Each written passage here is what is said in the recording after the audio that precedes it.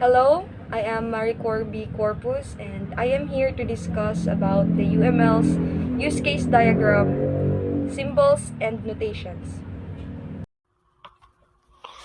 Use case diagram, a unified modeling language diagram. What is a use case diagram? It is the primary form of system or software requirements for a new software program under development.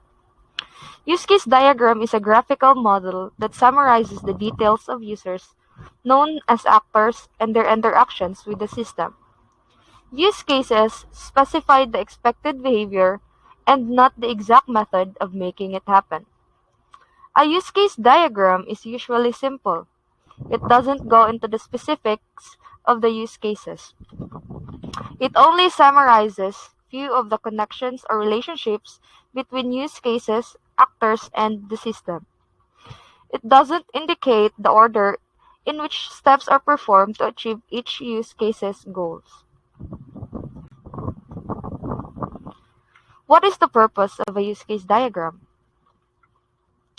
The primary purpose of a use case diagram is to identify the primary functions, or what we call use cases, of the system. In layman's term, use case diagrams identifies what the system should do.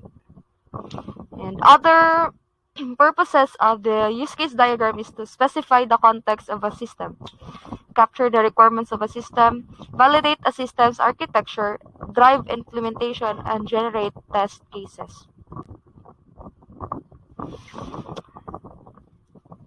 So, an effective use case diagram helps a team discuss and present the following details. First is the scope of the system to be developed. Second, the interaction of the system with the people, organization, and other systems. Goals that helps system users or the actors achieve.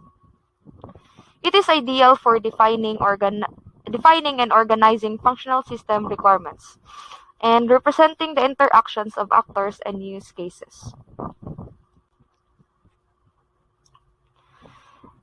Use case diagram, symbols, and notations. To be able to create a use case diagram, you must first know what comprises the use case diagram as well as the rules in constructing the diagram. First notation is the actor. It is someone that interacts with the use case or the system function. So actors are the users of a system. It can be the manager, it can be a researcher, a professor, a teacher. It is named by a noun, which I said earlier.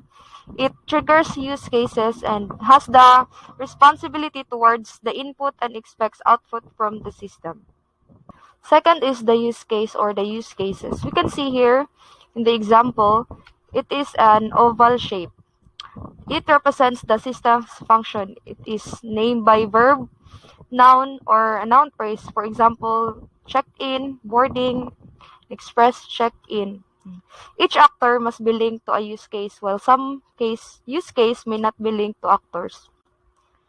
Third, the associations or the communication link.